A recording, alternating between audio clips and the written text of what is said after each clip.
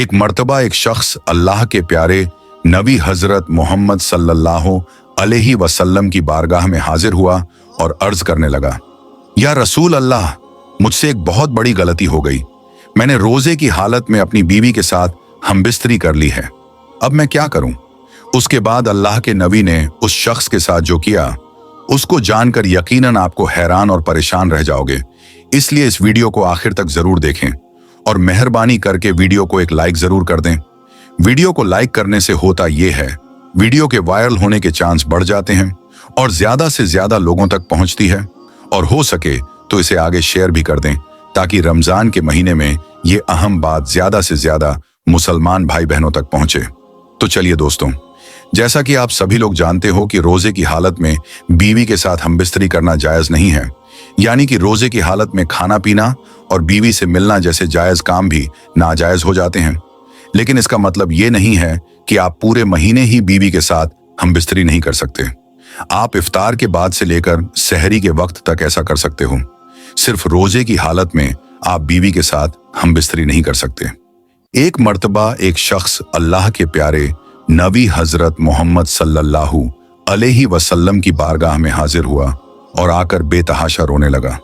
ये देखकर आप सल्लल्लाहु ताला अलैहि वसल्लम ने फरमाया, ए शख्स, तुझे क्या हुआ है? तू क्यों रो रहा है? तो ये सुनकर वो शख्स कहने लगा, या रसूल अल्लाह, मैं बर्बाद हो गया हूं। मुझसे एक बहुत बड़ा गुनाह हो गया है। अब मुझे पछतावा हो रहा है कि मैं ये क्या कर बैठा हूं। ए अल्लाह के नबी, अब मैं अल्लाह के अजाब से डर रहा हूं।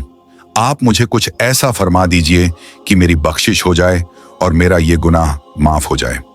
ये सुनकर अल्लाह के प्यारे नबी हजरत मोहम्मद सल्लल्लाहु अलैहि वसल्लम ने पूछा, ए शख्स, तूने ऐसा कौन सा गुनाह कर दिया है कि जिसकी वजह से तू इतना रो रहा है?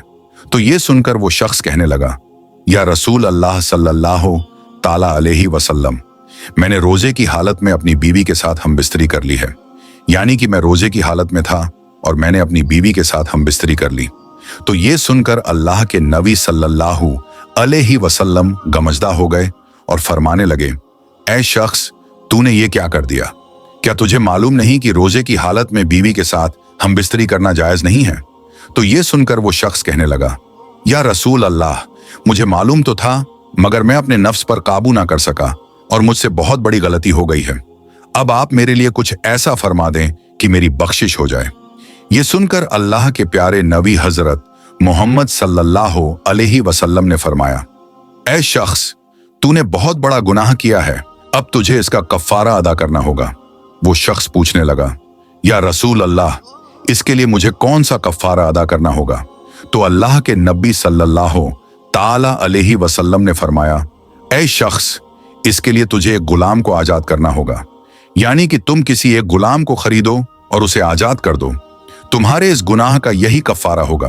तो ये सुनकर वो शख्स हैरान हो उठा और कहने लगा, या रसूल अल्लाह सल्लल्लाहु ताला अलैहि वसल्लम, मैंने खुद अपनी सारी जिंदगी लोगों की गुलामी करने में गुजार दी है। मुझे तो खुद किसी ने खरीद कर आजाद किया है। मैं किस तरह से किसी गुलाम को खरीद कर उसे आजाद कर सकता हूं? या रसूल अल्लाह, मेरे पास इतना माल नहीं है कि मैं किसी गुलाम को आजाद करा सकूं।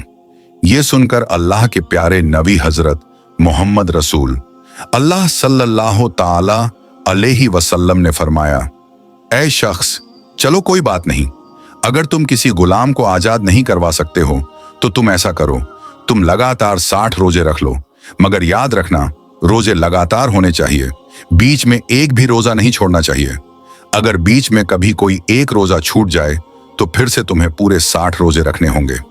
अगर तुमने ऐसा कर लिया तो तुम्हारा ये गुनाह अल्लाह की बारगाह में माफ हो जाएगा और तुम्हारी बीवी तुम्हारे लिए हलाल हो जाएगी। ये सुनकर वो शख्स फिर से हैरान हो उठा और कहने लगा, या रसूल अल्लाह सल्लल्लाहु ताला अलैहि वसल्लम, मेरे एक रोजे का ये हाल है कि मैं एक दिन भी अपने नफ्स पर काबू नहीं रख सका, तो फिर मैं लगातार 60 रोजे कैसे रख सकता हूं? अल्लाह के नबी, मैं ये काम भी नहीं कर पाऊंगा। मेरे अंदर इतनी कुव्वत नहीं है, मेरे अंदर इतनी ताकत नहीं है कि मैं लगातार 60 रोजे रख पाऊं। इसलिए या रसूल अल्लाह, आप मुझे कुछ और फरमा दीजिए, मुझसे ये काम भी नहीं होगा। ये सुनकर अल्लाह के प्यारे नबी हजरत मोहम्मद सल्लल्लाहु अलैहि वसल्लम मुस्कुरा दिए और कहने लगे, ऐ शख्स, चलो, अगर तुम ऐसा भी नहीं कर सकते हो तो चलो, तुम्हारे पास एक और रास्ता है।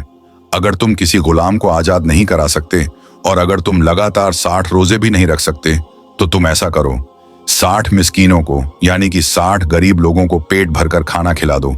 तुम्हारा कफ्फारा अदा हो जाएगा और तुम्हारी बीवी तुम्हारे लिए हलाल हो जाएगी। ये सुनकर वो शख्स फिर से अल्लाह के नबी के सामने गिड़गिड़ाने लगा और कहने लगा, या रसूल अल्लाह सल्लल्लाहु ताला अलैहि वसल्लम, मेरे घर में खाने को कुछ भी नहीं है। हमारी हालत ऐसी है कि अगर हमें सुबह खाना मिल जाए तो शाम को भूखा सोना पड़ता है और अगर शाम को खाना मिल जाए तो सुबह भूखे रहना पड़ता है। मैं 60 मिस्कीनों को कैसे खाना खिला सकता हूँ?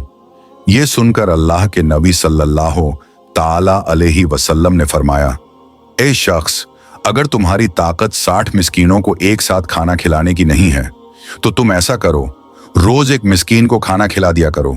60 दिनों में तुम मिस्कीनों को खाना खिला दो, फिर जाकर तुम अपनी बीवी से मिल सकते हो।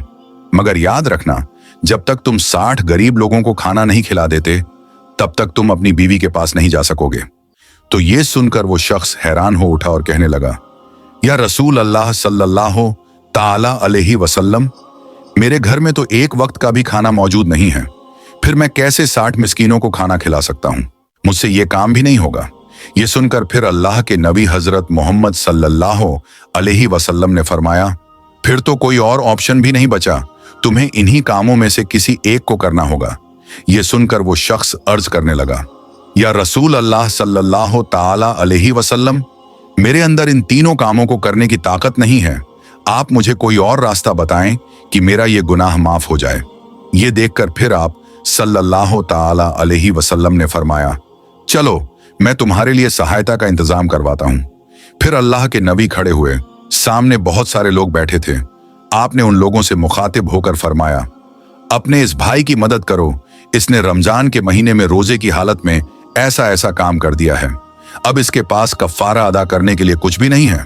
तुम लोग इसकी मदद करो, पैसों से, खजूर से, कपड़ों से, ताकि ये अपने इलाके में जाकर गरीब मिस्कीनों में बांट सके और इसका कफ्फारा अदा हो सके। ये सुनकर सारे लोग उठे। फिर किसी ने खजूर दी, किसी ने पैसे दिए और किसी ने कपड़ा दिया। ऐसा करते करते बहुत सारी खजूरें और माल जमा हो गया।